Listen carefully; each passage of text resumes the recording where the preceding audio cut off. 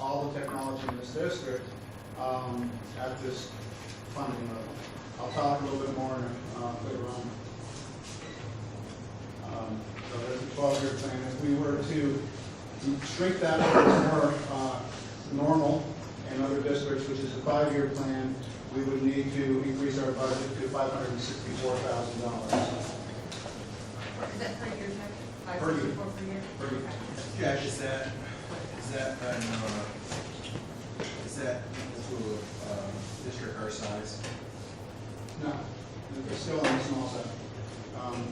So you're- Like I said, typically it's a 3 to a 5-year replacement cycle. That's the replacement of computers. Let me ask it differently, because I didn't ask the question wasn't good. The 5-year plan versus the 12-year plan is really what you're trying to say is common, a 5-year plan. So $564,000 it's irrelevant in the way that you're looking at the study, because the 5-year plan for Sandy Creek would be much smaller than the 5-year plan for us. Is that what you're saying? Because, I'm not in the presentation, but if I'm looking at your plan right here, your $234,000 that you're spending, $231,000 you spent last year, $231,000. You're already into replacing some stuff for the middle school, which technically is between 2013 and 2016, but you're also doing some stuff for the high school. Right, we had, if you look at that timeline there, you can see my high school kind of overlaps in 2014 a little bit. Yeah. It's because we didn't get everything finished. And where's the district on this timeline? District office. Yes, it's district in general, there's in general. It's kind of generally blended in, as needed, I guess we would say. As technology gets too old to use, we just replace it. Honestly, we have other budgets. This $235,000 is where we replace most of our technology. I have an AV repair budget as well through BOCES where we will replace dead printer and dead LCD projectors. And that's starting to happen. I mean, Brewerton's a good example. They've had LCD projectors now for going on 8 years. They're in pretty rough shape. We use a combination of building supply budgets, my district hardware budget, and some BOCES AV repair budget. So $235,000 we have budgeted for projects, but we have maybe $100,000 more. Well, we have a very liberal definition of technology as it compares to other districts as well, correct? Like, you have CD players on here, DVD players on here. I can't remember if you pulled out copiers when we asked you to, right? Okay. And that is not in that $235,000. Now, so I listed that to kind of give you an idea of what we support, but that's not listed in these budget numbers. So it is now all pulled out. This is purely hardware, This is hardware, software, Yes. training. No training. No training for that. It's the right cost, it's just the right cost for what it costs to buy the equipment and put software on. Sure.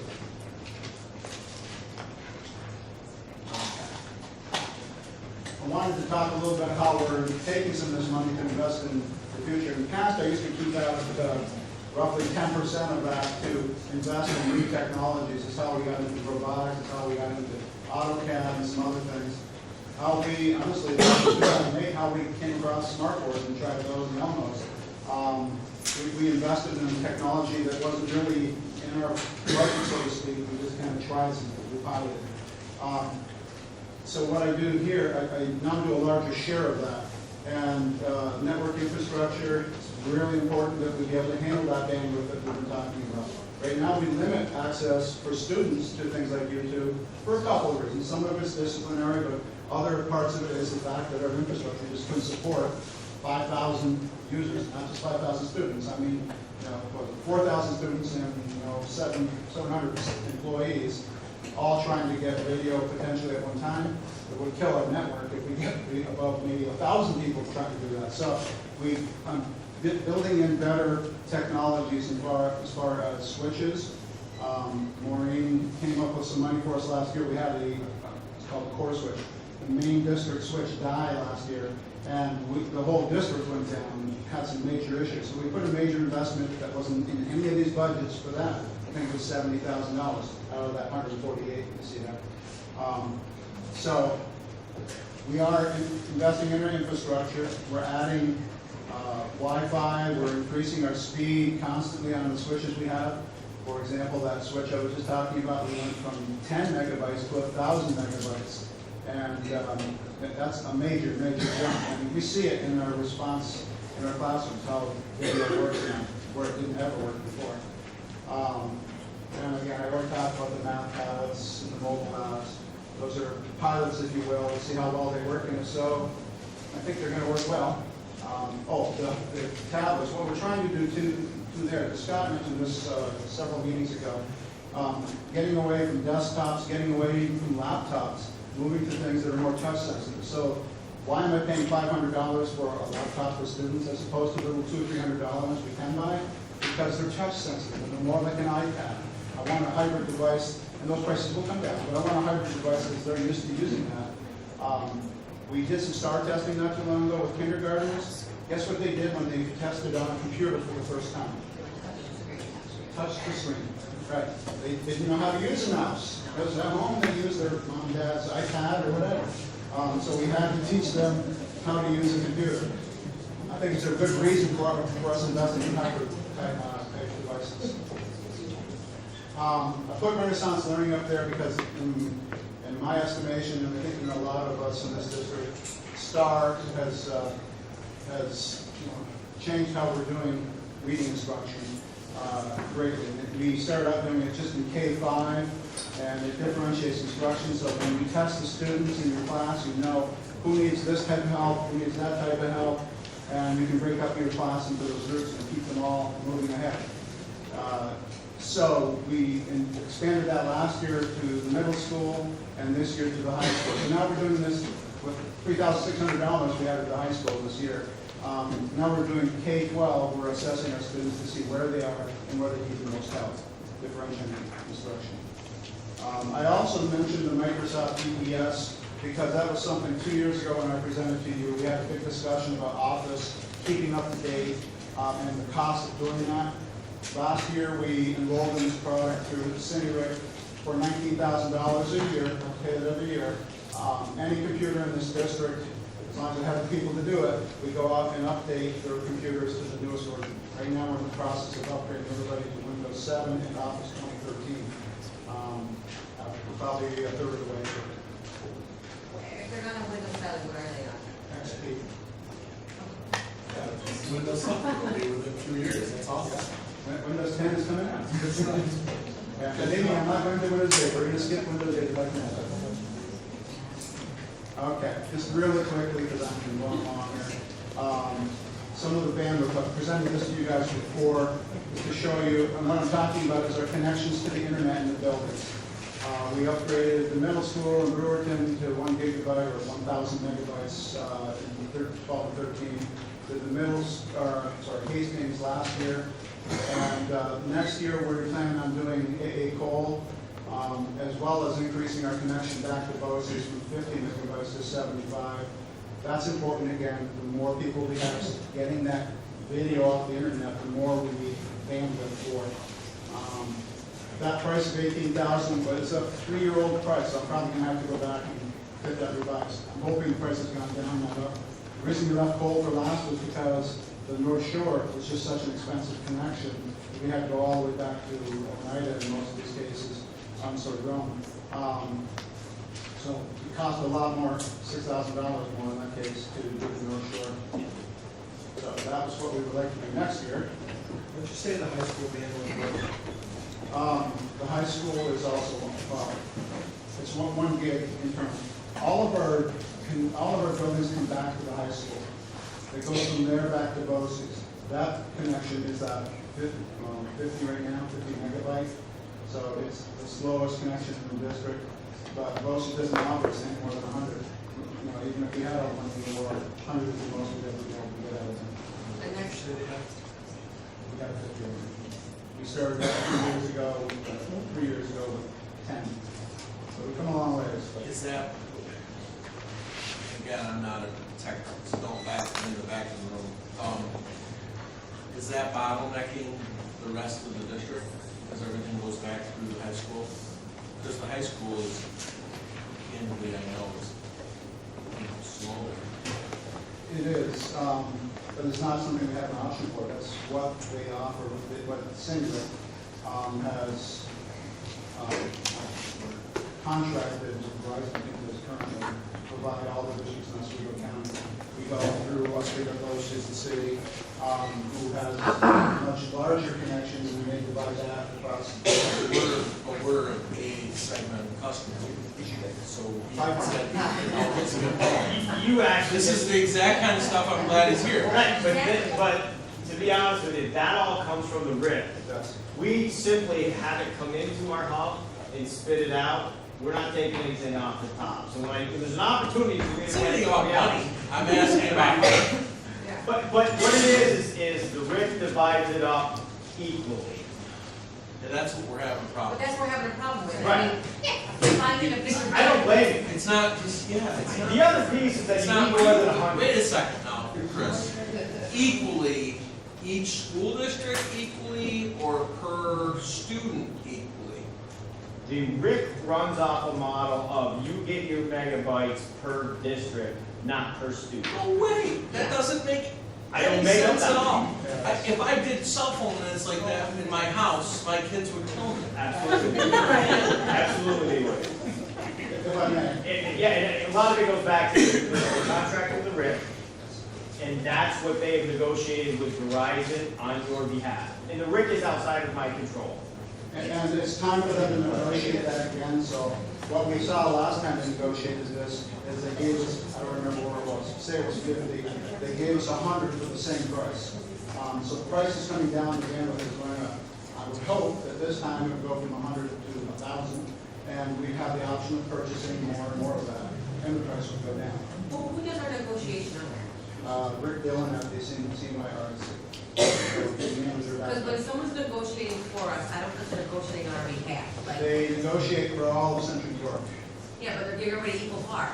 yes. And they're not saying, hey, you know what, this school district needs, they have more users. I mean, that's just, to me, that's just like, I have more users, I need more bandwidth. It's really that simple concept. And in their mind, they're allowing us to apportion the largest piece of that. If we want to pay the price, we can buy 100 meg that they're offering us. Liverpool, they get 100 meg maximum. South Because Cuba, they pay they for get it? 100. Because they pay for it, is that why? Some yes, they do. Okay, so they pay for it, so They don't get any more. everybody can get up to 100, but you should pay for it. We don't even have 100, we have 50. We take 50. What's the cost to go to In 100? Oswego County, by the way, we are on the high end. I was, and we're about average. We're in, first off, we're in southern Oswego County, for the record. So we should match up more with who we're in competition with, Yeah, we'll see it. which is CNS. not. CNS and Liverpool. I just, I guess my thing is that when you do these presentations, you're on hardware, I get it, that's how you see the world. And I'm actually kind of coming at it from the application standpoint. So we can have, all these teachers can have, we can probably catch up and start doing that stuff, but when they go to use it, if they can't implement it, then it becomes frustrating and they don't want to use it. When they spend an hour doing a lesson plan around these new state standards and they go to hit enter and it doesn't work, and now they got to go to plan B, which they don't feel as good. It's not as nice an outfit. They want it plan A. It's bothersome. And I got to listen to it later on in the evening and it doesn't. Well, for somebody who's a tech person, she loves it. I mean, she eats it up. This Schoology, I mean, you're like a hero with that. That, I've been trying to. Well, the other question back is this, stuff like that, is it, the good tax money, is it a way to take tax money and apply it to the mobile technology? I mean, you're saying $70, I'm just doing the math, it's $70. That's a textbook that I bought from that. And that is how we have funded some of this. Well, that's what, That's why my numbers don't equal 235,000. We pull money from all of There's it. 231. And I haven't even bought the laptops yet, so I definitely have more money to go with that. well, and the question, I'm just wondering what this is with the mobile banking, and, you know, I'm just thinking, how accessible is that mobile device to add up here, and not just do the math? Last year, we bought, using textbook money, we, Because I'm just thinking, I'll just take English, since that's an area that I'm always interested in. Is that technology you have, can it be used for, say, Kindle, where now that the teachers don't, we don't have to go and spend $25 for each book to read the referral. They can download it for free, basically. We are doing more and more of that, mostly at the secondary level, but middle school, I think, has 15 nooks. Well, I'm just wondering, is it more adaptable? Yes, and we have used it to fund some of this. You know, I mean, we're saving money on the textbook end, but is that, and this is my question, is that money from the textbook then being applied to the technology end? Yes. And you know, my piece is, you can buy all the technology you want, if you don't train them, they don't know how to use it. I say that really. It's not even worth buying. Yes. I agree. Jack, we're at 50 megs right now, right? Correct? 50? 50 megabytes. What's the cost to go to 100? Because we can cap out at 100, correct? Right now, today, right? Right, I'd have to look, I don't remember off the top of my head. So it's not those numbers there. It's not those numbers. Because we can talk all we want above 100, we can't go above 100 today, Sure. correct? So, I'd have to look, but if my numbers are correct, those are from 3 years ago. It would be $25,000. But when is the To negotiation? double what we have today.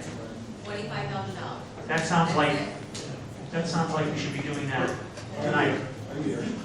Yeah, I agree. We should be out in front of this on that piece, because it's bottlenecking, and we hear it all over. This is the biggest, I know you hear it all the time. System's not letting us through, we can't, and I get the Honestly, YouTube stuff. A lot of that is because we have the old style switches, the 10-minute switches. We need to upgrade that hardware, and that's what we're trying to do with some of this money. See, you're a hardware guy. Like, deal with your work all the time. It's an evil of my. Just build the watch. All kidding aside, I mean, I agree with him. It's 25 grand, let's go get that part taken care of, like done. And then let's make sure that we're with it. When's the negotiation for the next update? Because the curve on this is exponential. This isn't a straight line. I mean, I appreciate, and I love that you come up with a 12-year piece, and that you know that we want to see it compressed. But even the 5-year isn't realistic in this changing. When I talk about the Safe Schools Fund, Smart Schools Fund back, as soon as I think we're gonna get $4 million potentially to catch our schools up. It's gonna be awesome, but after we get caught up, we're back to a 12-year plan.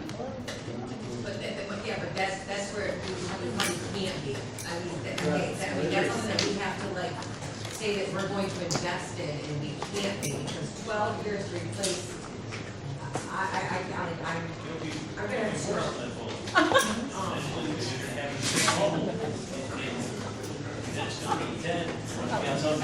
Oh, it's gonna take you the whole 4 million just to like get you up to par. But are you telling me that each switch here is about $3,700 for 1 gigabyte switch? That was, I think it was 12 classrooms. Is it more than that? No, it's less than that. The classroom switches are something I just started doing this year. Okay, I'm just looking at the CS middle school. It was a new bid, 1 gigabyte switch was $3,700. How many switches do you need? That was for 12 classrooms. So it's, I'm investing a couple $100 per classroom. So as I upgrade the computers in that, in which classroom, I'm replacing the switch. Next year I'll be doing social studies and possibly I'll be replacing the switch. Okay, so can we get, an update, can I find out from you, if you were to forecast out for the next like 3 years, how many switches need to be replaced and what that approximate cost would be? Because it's not, like you said, it's not gonna do any good to go to 100 megabytes if you don't have the switches upgraded to do it, because it's not gonna take it anyways. So, if we could get a cost projection of what it's gonna cost to update the switches, at the same time, $25,000 annually to do the, The reason we haven't done that before is because the core switches, the ones we just invested $138,000 in, weren't there. So we have the same problem. I could update classrooms with, inexpensive switches, but I could run to a core that can't keep up. So we did replace that this year. Now I'm ready to move on to the other stuff. so the core is in place. It is in place. The switches are in place, and then, okay. Yeah, I think we just, I mean, this is me, I think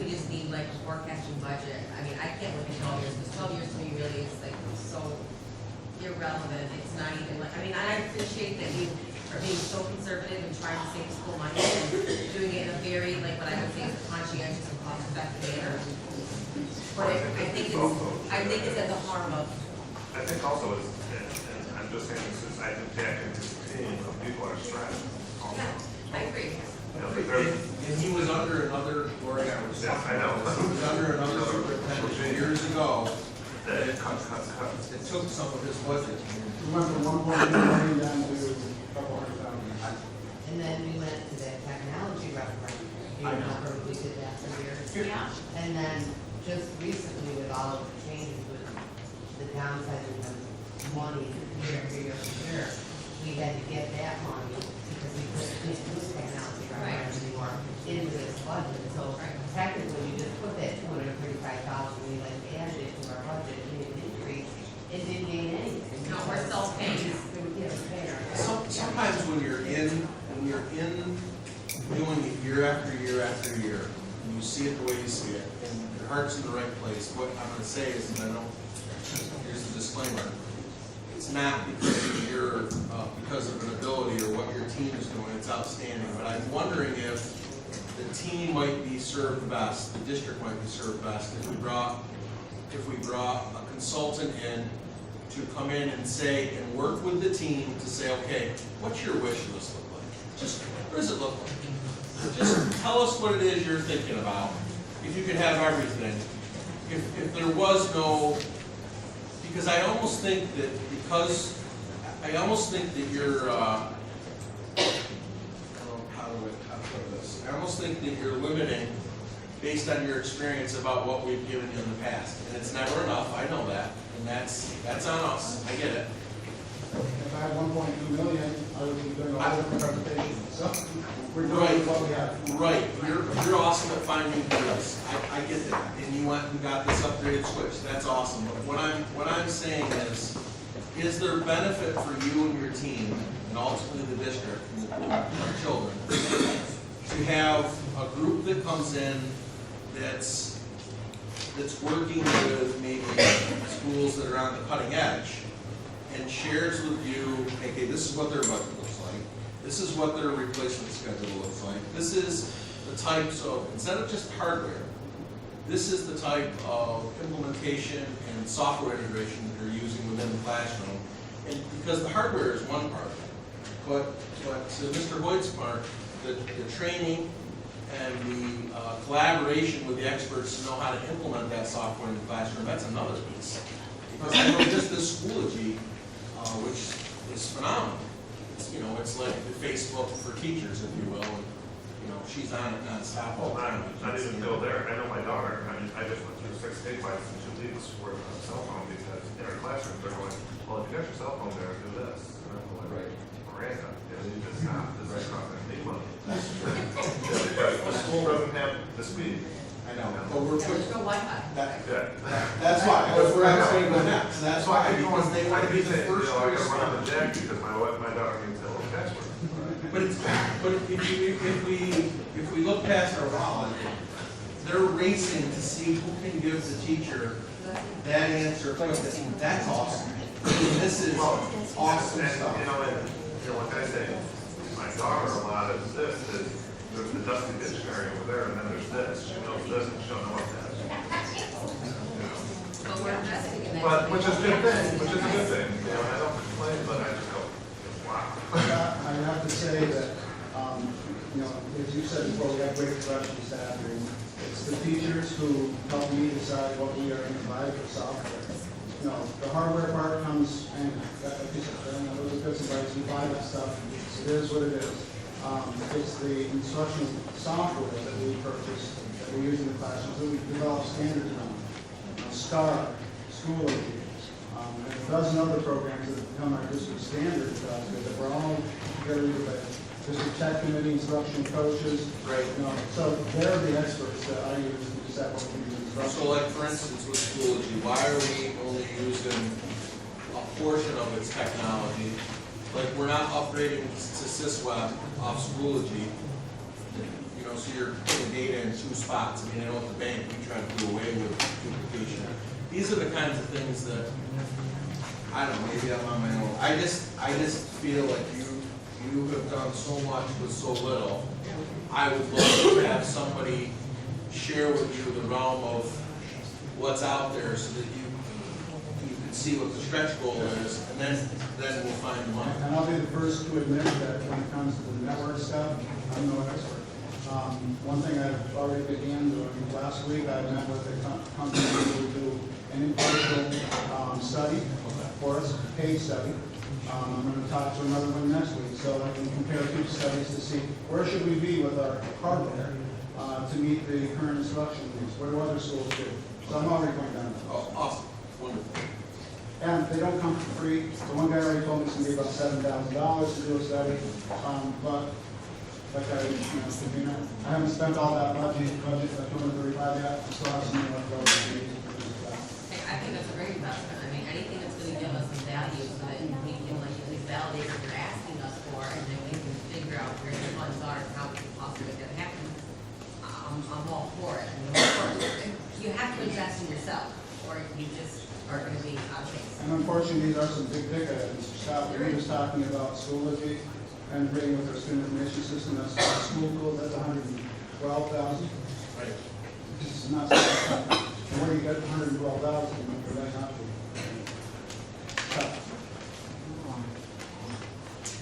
Okay, now that I get to all that. Smart Schools Bond Act. If you haven't heard about it, basically it's a proposal by the governor to put $2 billion into classroom technology and a bunch of other things. To high-speed internet connections and upgrade our classrooms. What that means for Central Square, according to the formula, is about $4 million that it should pass. It's a bond act, it's a 30-year bond act, and there's a lot of controversy over that. So whether it flies or not, you'll be hearing a lot about it soon in the next few weeks before the election, because in November is when we're going to vote on it. Just to kind of give you a quick picture without getting into too much, they want us to put together an investment plan, all of our projects that we want to do. Inside of that would be smart schools projects, described in each individual project, upgrade our Wi-Fi, upgrade our network, put in classroom technology, and replace smartphones, whatever. I'm sorry? Does training also fall under that? I wasn't aware of that. Just to make sure that we're getting all spends and funds, you know, go over the budget, spend intelligence, just go back and see how you get that.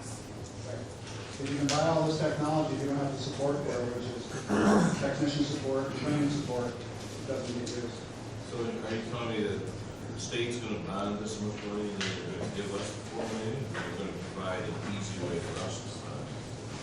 I don't know if that's a normal question. They will be bonding. The state is, the governor is putting this smart school bond act on in November election. It is $2 billion statewide for technology. Our share. Our share would be 4. No, it would be, technically it's another, it would be another aid for us for technology. The catcher is, there's gonna be 2 or 3 catches. Number one, they have no idea how they're gonna go about this, we're waiting guidelines. All the legislation has in it is kind of the scope, they know that districts statewide don't have the technology, they need it for the parks that's coming. So if we're gonna pass online with technology, I'm assuming they need to have invested in all of the schools to take that. What's going to happen is how, if this passes, how do they do that? And it's gonna come to us with a capital project. That's Each what part it will is. go to an architect. So we're gonna have to have our plans, we're gonna have to submit to the SED. He's gonna give us that money carte month, we're gonna show. Oh, it's about assessment, they're big on assessment. Yeah, Might be so a we're little gonna have easier to to say. submit our plans, we're gonna have our architects and our engineers, like you said, the studies, the whole bit is gonna be just, I banking on it being just a big project. But Maureen, Instead of bonding, they'll give us. I don't think we'll be hard to find where you can spend $4 million. Absolutely I not. mean, there's probably like 2 things you can do to spend $4 million. So I think, I feel good about the fact that we're going down that path to get consultants in here because So then devil will be in the details of it. Why And also architects? just went, huh? Why architects? It's gonna be, I don't know that I'm sure, but it's gonna be a capital project. Procedure. You know what I mean? So you're gonna have that thing, you're gonna have to go, we're gonna have to put up the plans, we're gonna have it all designed, we're gonna do all the approval and all of that. Again, as Jack pointed out, one of the things with this is that they're going to be bonding over 30 years, so the state would be bonding over 30 years on the $2 billion, and that could be a tough sell. There's some areas of the state that don't need this. We need this desperately.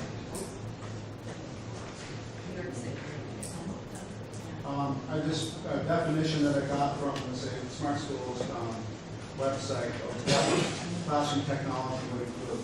There was a question as to whether it would include things like classroom computers and servers like that. It looked to be all infrastructure based, like include your server rooms, but now they're saying classroom technology, so I'm excited for that. I just threw up a couple of things, kind of brainstorming real quick. What are some of the things we could do? Our district server room, which is at the high school, doesn't have its own independent cooling. It doesn't have sufficient battery backup. So if we're out without power for more than 10 or 15 minutes, all the servers go down, and that affects the whole district. We could put investment into things like that. We could do that really in all the buildings. I'll use worst case scenario, Miller Hawk Primary is in a closet between two classrooms. That's their server room. That's also where they color, use chalk. We've caught kids touching the buttons, what's that server, and taking down the whole building. It's not a good scenario. Those are rooms that were never meant to be server rooms, honestly. So those kinds of things we could fix through Wi-Fi, etc. Just wanted to talk, try to do a little quick on this, about Wi-Fi. In the past year, we have improved Wi-Fi across the district. We went from literally 1 or 2 access points in every building to having 100% coverage. There are some places where coverage is weak still. We had to spread them out, but we had.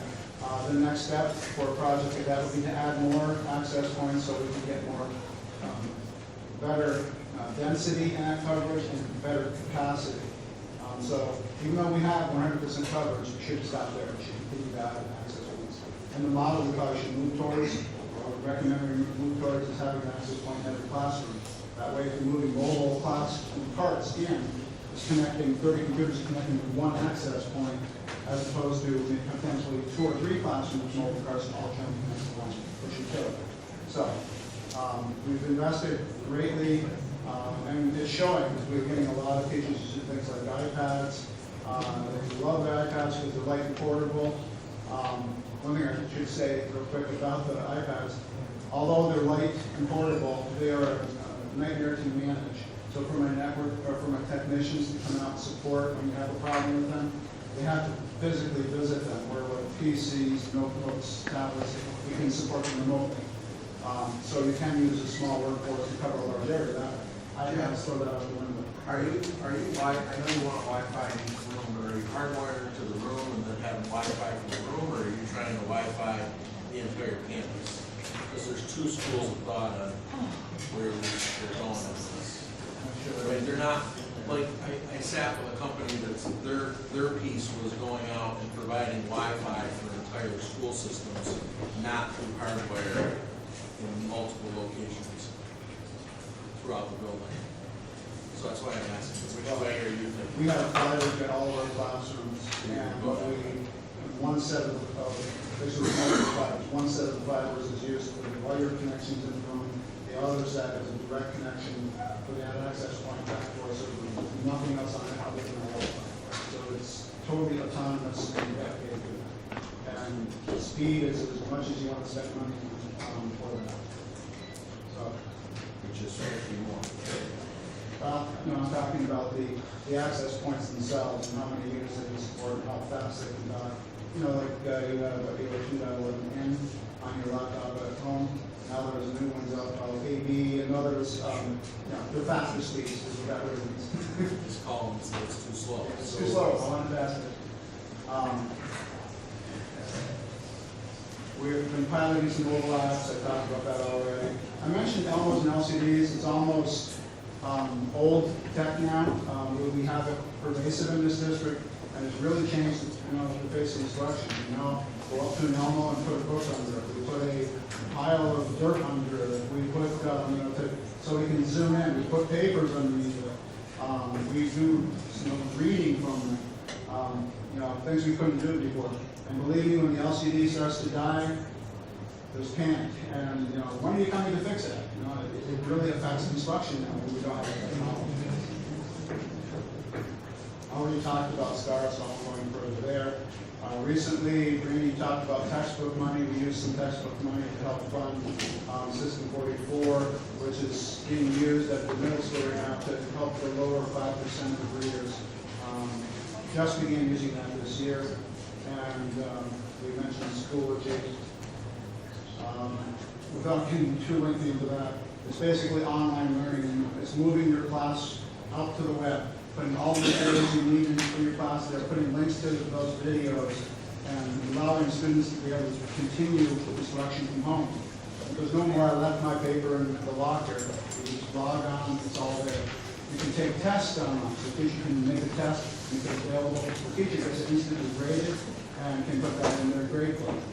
The student gets instant response. We have discussions on awesome technology. We just invested in that this year. Questions like on the weekend, I can't find this, so it's essentially like Facebook for teachers. It is. It's more. It is much more. Yeah, it's really. And yes, they can access it from their smartphones. It's kind of by design. That's what they want to communicate over, so we give them instruction where they want. Okay. And I wanted to finish with just talking about the fact that we love to learn and make learning fun. And I just wanted to share, and I think he left, probably got tired. Mr. Jacobs and I, and Mr. Sutton too, right, was your class, I think, 5th grade, yeah. Did a near space experiment last year, and we're going to do it again this year. And we took a GoPro cam, a Spot GPS, which is this little thing right here, that you use when you're hiking. And as you'll see, I'll show a picture later on. We put this into a styrofoam ball and balanced it so when the ball landed, it wouldn't roll over, so it would all stay upright. And we recorded the location of this up to 80,000 feet is where it stopped. And all that was, we had gotten a Air Force grant for $500, and we invested another $300 or $400 in it, so we got to do this great project. And if you'd like to see more about it, just go to that address, CSSD.org/Jacobs, and you'll see the entire page with descriptions, but you can kind of see where it took off. We got a little bit nervous because it started going west, and we thought we were going to be driving to pick up this balloon that, comes back to Earth in Rochester somewhere. And then all of a sudden, going the other direction quite quickly. We eventually landed, I can't see that on my glasses, 19 minutes later out in Renton. So it went up 80,000 feet, came back down, and we have video of it all. It's on the website. So that was the picture it took when it reached just before the balloon burst. I took that picture so you can see we were in space.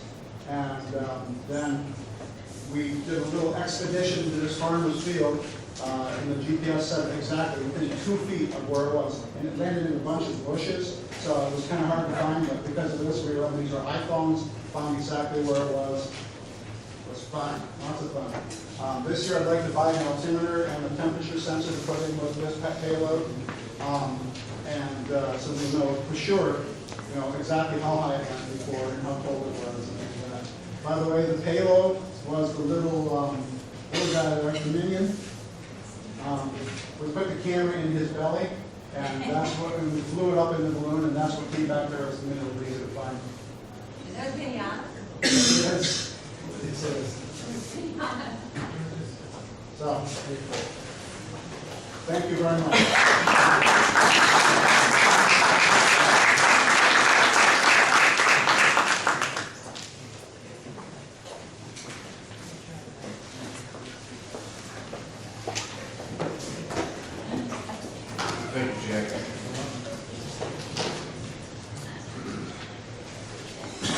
Moving on, please, to item G.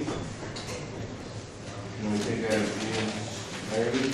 So I'll entertain a motion. Is there any discussion on any of the items in item G? No discussion, let's call for a vote. All in favor of item G in its entirety, please? Nobody opposed. Thank you. H, the consent agenda. I'd like to make a motion that we pull item H7 out of item H in its entirety for the executive discussion.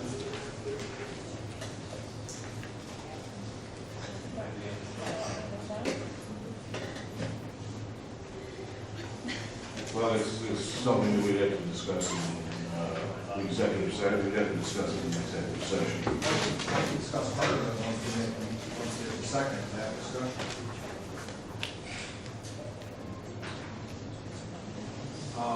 With, we approve that motion.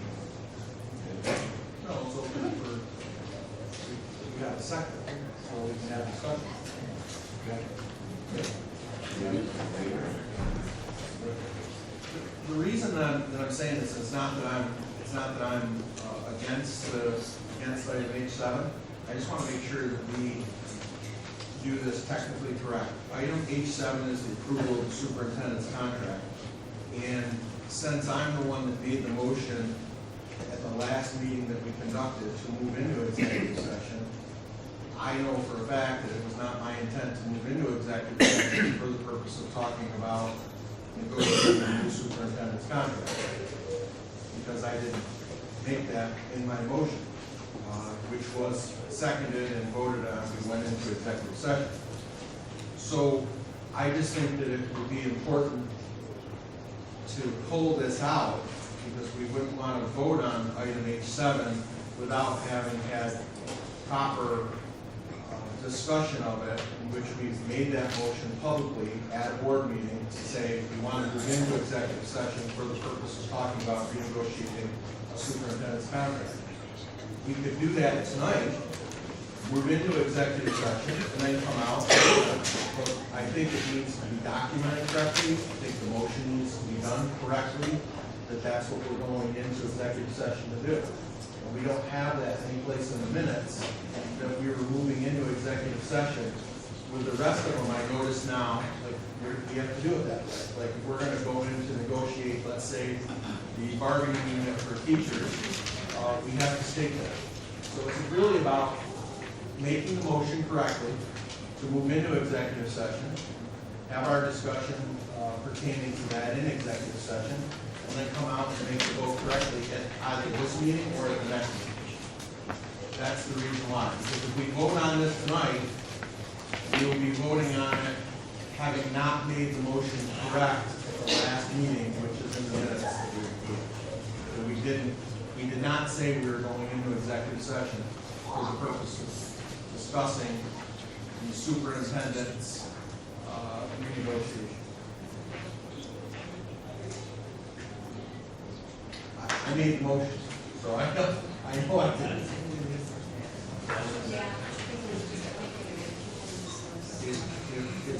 It's the one, and we now know that we need to be more diligent about why we're going, what we state we're going to executive session. Since I did it, that's really. Well, I'll make a motion to pull H7 from the consent agenda. And move it to executive session for discussion. I will second that. We have to say whether we're voting on it tonight, or we can do that. Well, we go into executive session, we say what action to follow, and then we are available to. Again, I want, we're gonna do it right, I wanna make sure it's correct. Absolutely, Andy, absolutely. It's good action to follow. That'll be in the motion when we move into executive session, that there possible action. Now, let me say all in favor, please. Yes. All in Favor of the motion on the table? All in favor? Anybody opposed? Any abstaining? So I'll make a motion that we take item H in its entirety, 1 through 6. 1 through 6. Second. Any discussion on items H1 through 6? I have a question, for Maureen, I'm sorry to get this to you sooner, and I do want to get I'm asking some more in-depth questions, but, one thing I wanted to ask you about, that I didn't quite understand when I was looking at some of the transfers, so this is item 6. For example, in the state retirement, there was 1.675 million that was budgeted, and then expended was 1.553,833 in the end of May. So at the end of the May budget report, they spent approximately 1.5 million, and we're left with a balance of 121,000. And then according to the transfer report, you're transferring out being transferred out 322,000 out of that line, and so to me, it just doesn't add up with there only being 121,000 left. How do you transfer out 322,000? Well, you're comparing it to May, Okay. not June. Okay, so So the June year-to-date budget will come up to that because it has all the year-end entries in it. And to tell you the honest truth, benefits have year-end entries that come from the grant funds. Because if we covered all their benefits, we can pull some out and put it back. into So the during the general month of fund. June, money So- went into there? Yeah, June, you're comparing the Well, it is the end year-end of May, transfer yeah. to the year-to-date of May. Right. The year-to-date of June, you get exact same one. So So it's the it's same absolutely- year as the transfer. So there was money moved into there?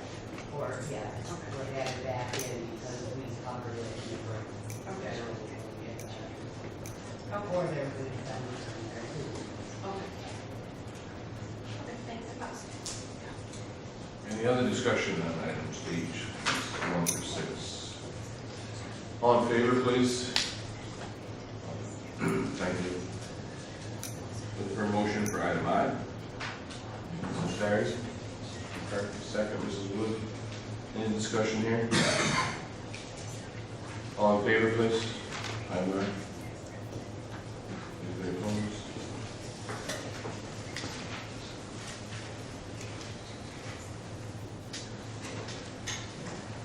Whoever makes this motion, you have to add this other part, orders. So the motion to go into executive session needs to add For the teaching assistants and one personnel issue, and talking about the superintendent's contract with action to follow. Is that your motion? That's my motion. Is there a second? Second. All in favor? All right. So, we will be moving to executive session, we will be coming back with possible action.